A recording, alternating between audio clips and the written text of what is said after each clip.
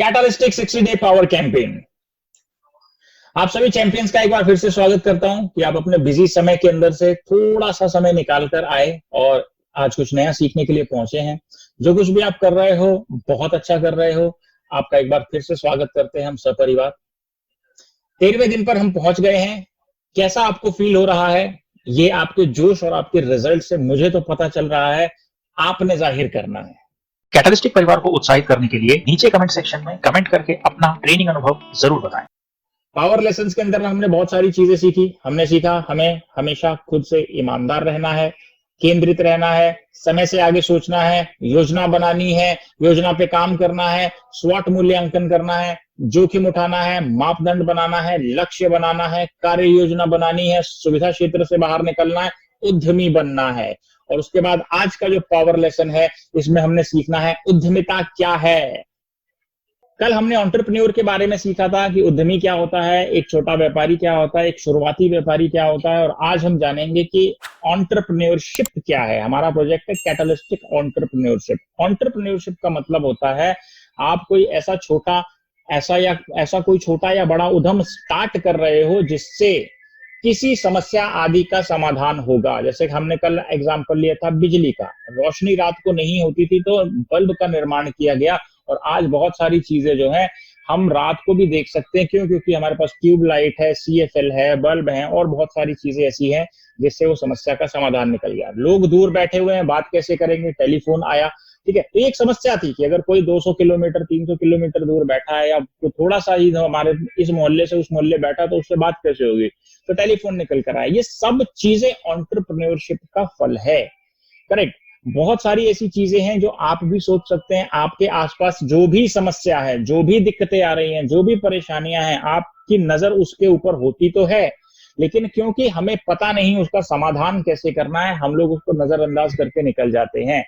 होना क्या चाहिए? अगर आपका दिमाग एक एंटरप्रेन्योर की तरह चल रहा है तो आप उस समस्या का समाधान तुरंत निकाल लोगे। फिर उसको एक बिजनेस मॉडल में ढाल के आप सेवाएं प्रदान करने लगेंगे। बदले में आपको धनार्जन होगा, बदले में आप पैसा कमा सकते हो। उसके बाद उद्यमिता जो है एक नया अवसर प्रदान करती है। हर एक चीज को नए नजरिए से देखने का एक नजरिया प्रदान करती है। इसलिए हमको जो है उद्यमिता के बारे में विचार करना चाहिए। आप देखिए, आपने जितने भी आज तक इनोवेशंस देखे हैं या आइडियाज देखे हैं जो आपको अच्छे लगते हैं, वो सब कुछ जो है उद्यमिता का एक स्वरूप है।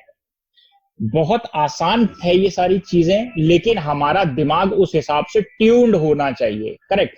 इसलिए उद्यमिता अवसर प्रदान करती है किसी समस्या को जिसका आज तक कोई समाधान नहीं निकला, उसे निकालने के लिए, या किसी समस्या का समाधान है तो वो और बेहतर कैसे हो सकता है और क्या अपग्रेड किया जा सकता है उसके लिए। तो उद्यमिता एक अवसर भी प्रदान करती है। अगर आप कैटलिस्टिक में देखें तो चारों चरणों के अंदर हजारों मौके हमारे पास विद्यमान है। किसी ना किसी प्रकार का अवसर हमारा प्रोजेक्ट प्रदान कर रहा है। यह एक नई उम्मीद भी प्रदान करता है। जैसे मैंने भी आपको एग्जांपल दिया कि कोई चीज पहले से तो है, लेकिन उसको और ज्यादा कितना अपग्रेड कर दिया जाए कि चीजें और ज्यादा आसान हो जाए। पहले मोबाइल फोन नहीं था, पहले टेलीफोन हुआ करता था, ठीक है। और जो टेलीफोन पहले वाला था वो किसी और तरीके का था। फिर वो गोल गोल घुमाने वाला आया, फिर उसके बाद बटन वाला आया, फिर वो छोटा हुआ, फिर मोबाइल फोन का निर्माण हुआ। पहले के मोबाइल फोन बड़े बड़े होते थे, अब देखो छोटे से छोटा मोबाइल बनता जा रहा है। और यहाँ तक कि घड़ियों में भी आ गया, स्मार्ट वॉचेस आ गई हैं जो आपके फोन से कनेक्ट हो जाती हैं और आप उससे मैसेज भी कर सकते हो, बात भी कर सकते हो और बहुत सारी चीजें होती है। क्या हुआ? ये क्या हुआ? एक नई उम्मीद आई। यानी कि हमारे पास अगर आपको कुछ समस्या दिख रही है और उस समस्या का मार्केट में समाधान पहले से है, तब भी आप वहां पर अपना एक बिजनेस खड़ा कर सकते हो, उसके अंदर कुछ तब्दीलियां, बदलाव और उस चीज को, स्ट्रक्चर को आसान करके।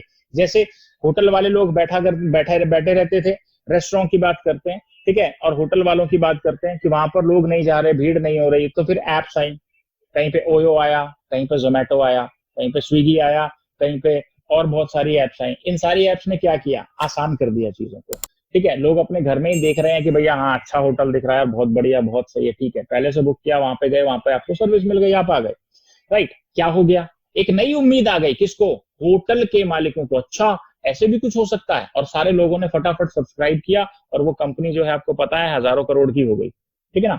उसके बाद दूसरी चीज, रेस्टोरेंट वालों में देखा, अच्छा यहाँ पर तो लोग भीड़ लेकर बैठे रहते हैं, बैठे तो रहते हैं, लेकिन अगर दूसरे वाले को भी खाना है तो वो बाहर आके खड़ा रहेगा या किसी और के पास चला जाएगा। समाधान निकाला लड़कों ने सोच के, बोला अच्छा चलो ठीक है, होम डिलीवरी करवा दो। ठीक है, होम डिलीवरी करा दो, जो उसको वहां पर बैठा के जगह का रेंट देना है या और सारी चीजें करनी है, उसके बदले में वो हमें पैसा दे दे। छोटी सी जगह में अपना खाना वाना बना के रखे, उसका ऑर्डर प्लेस करवाएंगे ऐप के जरिए, फूड पांडा हो, XYZ कोई भी ऐप हो।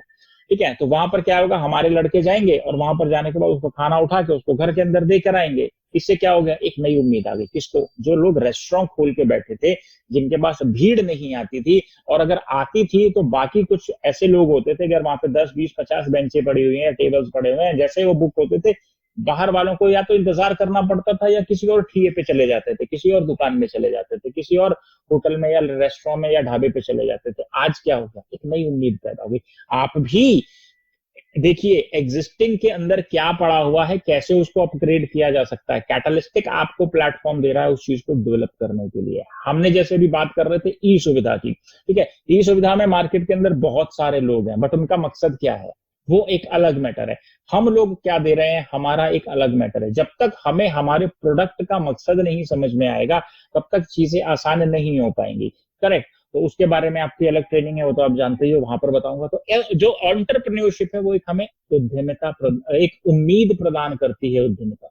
एंटरप्रेन्योरशिप और क्या करता है, अर्थव्यवस्था को पोषित करने का जरिया है। जितने ज्यादा एंटरप्रेन्योर सामने आएंगे, उतने ज्यादा नए नए आइडिया आएंगे, उतने ज्यादा नई नई चीजें बाहर निकल कर आएंगी, उतने ज्यादा नए नए अवसर निकल कर आएंगे, उतनी ज्यादा नई नई उम्मीदें बनेंगी। और इन सब कामों के अंदर एक काम सबसे बढ़िया होगा कि पैसा रोटेट होगा, पैसे का चक्र घूमता रहेगा, और जितना ज्यादा पैसे का चक्र घूमता है, उतनी ज्यादा अर्थव्यवस्था पोषित होती है। पौधा है, पौधे में आप पानी देते रहो, खाद डालते रहो, और ऊपर से जो है हवा, पानी, नाइट्रोजन नीचे, और आपका फोटोसिंथेसिस प्रोसेस, सूरज की गर्मी और पानी, ये सब कुछ नेचर ने दिया हुआ है। करेक्ट? तो ये सारी चीजें जो है मिलके एक अच्छा इकोसिस्टम बनाती है, और जिसमें हम रहते हैं। ठीक उसी प्रकार से अर्थव्यवस्था भी ऐसे ही चलती है। आपने बिजनेस किया, किसी की जेब में पैसा गया, किसी की जेब से पैसा निकला, इसको कहते हैं एक ट्रांजेक्शन। अब जब ये निकलना जाना, निकलना डलना, निकलना जाना, निकलना पहुंचना चलता रहता है, घूमता रहता है, तो हर कोई व्यक्ति अपने जरूरत की चीजों को खरीदने की पहुंच रखता है। मतलब उसके पास परचेजिंग पावर होती है। जैसे जैसे वो चीजें खरीदता है, वैसे वैसे लोगों के पास पैसा पहुंचता है, वो भी कमाते हैं, फिर आप कहीं से कमाते हो, तो ये पूरा चक्र घूम के अर्थव्यवस्था को मजबूत करता है। तो जहां पर ट्रांजेक्शन रुक जाती है, जैसे अभी देखिए पैंडेमिक आया, सब कुछ लॉकडाउन में चला गया, सब कुछ बंद हो गया। अब लोग बड़े हिसाब से खर्च रहे हैं। पहले जो चीज खर्चने का पैटर्न या तरीका अलग हुआ था, होता था, अब अलग है। इससे क्या हो रहा है, आर्थिक गतिविधियां बहुत ज्यादा रिस्ट्रिक्टिव हो गई। इसकी वजह से क्या हो रहा है, बहुत सारी चीजें गड़बड़ हो रही हैं, बहुत सारी चीजों में महंगाई बढ़ रही है, बहुत कुछ होता चला जा रहा है, सब कुछ हमारे सामने है। ठीक है, इसका मतलब ये है कि अगर आप एंटरप्रेन्योर हो और आप एंटरप्रेन्योरशिप करते हो, यानी कि आप कोई छोटा सा उद्यम लगाते हो, कोई बड़ा उद्यम लगाते हो, कोई स्टार्टअप स्टार्ट करते हो, उसी को एंटरप्रेन्योरशिप कहते हैं साधारण शब्दों में। तो जो है एंटरप्रेन्योरशिप जो है अर्थव्यवस्था को पोषित करने का एक जरिया है, नए रोजगार के अवसरों का भी एक जरिया है। जितने ज्यादा नए बिजनेसेस आएंगे, उतने ज्यादा लोगों को रोजगार मिलेगा। बहुत सिंपल सा कॉन्सेप्ट है। बहुत सारे लोग बोलते हैं नौकरी चाहिए, नौकरी चाहिए, नौकरी चाहिए, नौकरी चाहिए, नौकरी चाहिए, नौकरी चाहिए, और उन लोगों से उम्मीद कर रहे हैं जिनके पास चीजें सैचुरेट हो गई है। एग्जांपल देता हूं, मान लो आपके पास एक फैक्ट्री है, उसके अंदर 50 लोगों को काम करने के लिए ऑप्शन है, और वो 50 लोगों से ज्यादा आप वहां पर ऐड नहीं कर सकते, तो आप 51वें को रोजगार कहां से दोगे? जिन लोगों को नौकरी चाहिए, उन लोगों की सोच उस लेवल तक पहुंची ही नहीं कि अगर किसी फैक्ट्री में 100 लोगों की जरूरत है, 10 लोगों की जरूरत है, 50 लोगों की जरूरत है, 5000 लोगों की जरूरत है, तो उससे एक ज्यादा कहां से लेकर आएंगे, क्यों लेकर आएंगे?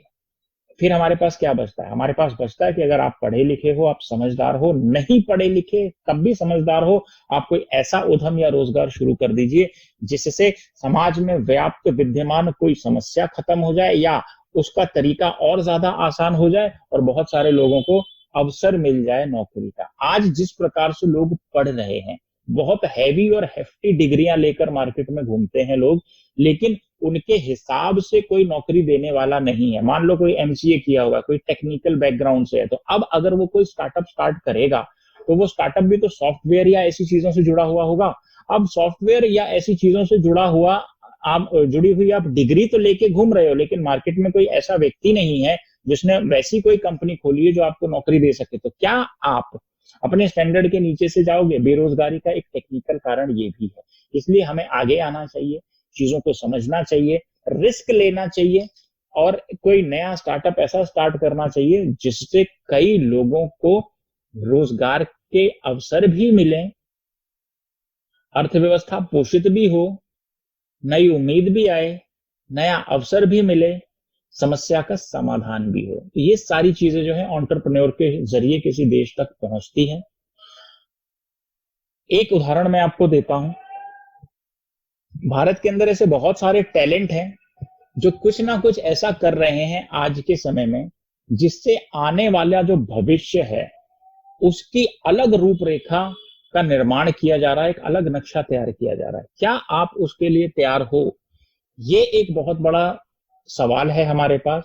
और उस तैयारी के लिए जो है कैटलिस्टिक एंटरप्रेन्योरशिप ने एक ऐसा प्लेटफॉर्म बनाया है जहां पे हर व्यक्ति के लिए कुछ ना कुछ जगह है, चाहे वो साधारण व्यक्ति हो, सड़क पे फल बेच रहा हो, या कोई बहुत बड़ा बिजनेसमैन हो, उसके लिए भी हमारे पास बहुत सारे अवसर हैं। आपको क्या करना है?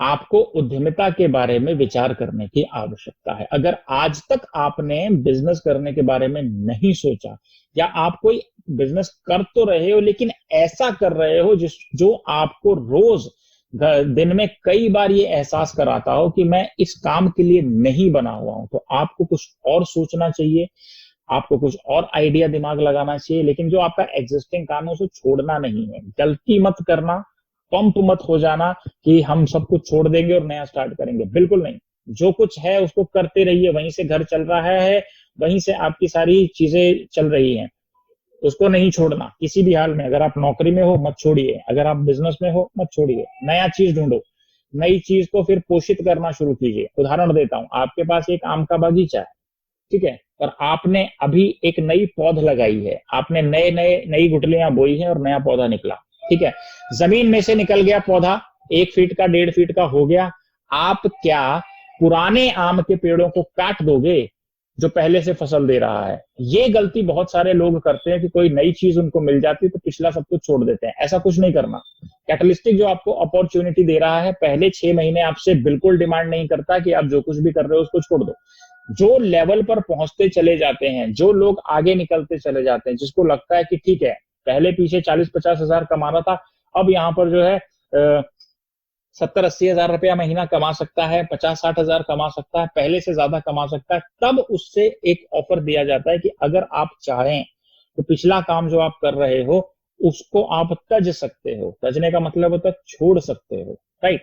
तो ये ऑप्शन बाद में आता, लेकिन पहले 6 से 8 महीने हम किसी को ये नहीं बोलते कि भाई साहब आप जो कुछ भी कर रहे हो वो छोड़ के आ जाइए। बहुत सारे लोगों ने स्टार्टिंग में ये गलतियां की थी, उनको बड़ी सारी परेशानियां हुई, उस मैटर को बहुत ही मुश्किल से संभाला गया, समझाया गया, लेकिन ऐसा नहीं करना। गलत मैसेज नहीं जाना चाहिए, गलत बात नहीं पहुंचनी चाहिए। जो जहां जैसे कर रहा है उसके साथ साथ शुरुआत करे, पहले सीखे।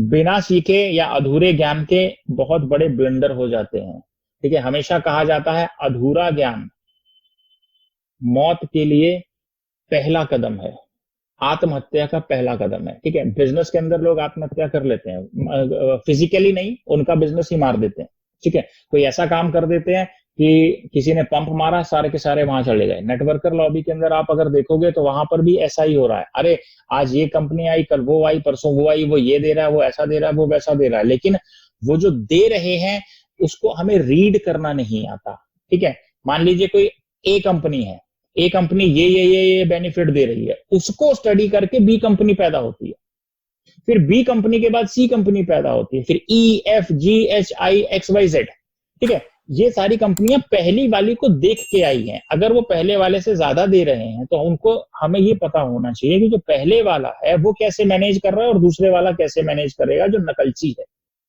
ठीक है। और पता चलता है 3 महीने के अंदर पटाखे बोल जाते हैं, ठीक है। रीजन क्या है?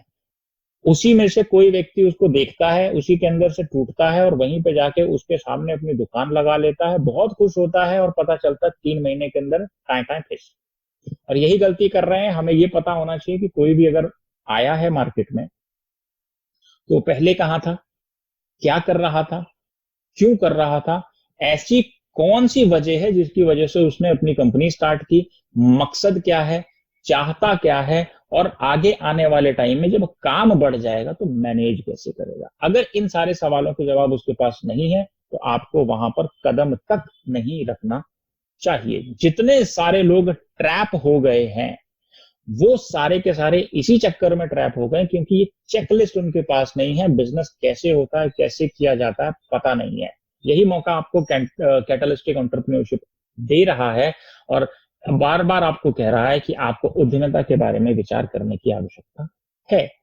अगर आप ऐसा कुछ कर लेते हैं, तो देश की अर्थव्यवस्था में एक बहुत बड़ा बदलाव हो सकता है और जीत और सफलता हमेशा आपके गले में विजय माला डालती रहेगी। चाहे आप किसी भी पोजीशन पर हो, कहीं पर भी हो, मौका आपके पास है, मौका आता है, मौका बार-बार आता है। हमें मौका पहचानना आना चाहिए और मौका पहचानने का जो हुनर होता है, ये एंटरप्रेन्योर में ही होता है। वही ऐसा व्यक्ति है जो मौके की तलाश में रहता है, मौका आते ही वो तुरंत रिस्क लेके काम करता है और दुनिया से आगे चला जाता है। आज के लिए सिर्फ इतना ही। जो कुछ भी आज आप पूरे दिन में करेंगे उसके लिए शुभकामनाएं और हम कल फिर से मिलते हैं, कल कुछ और सीखेंगे।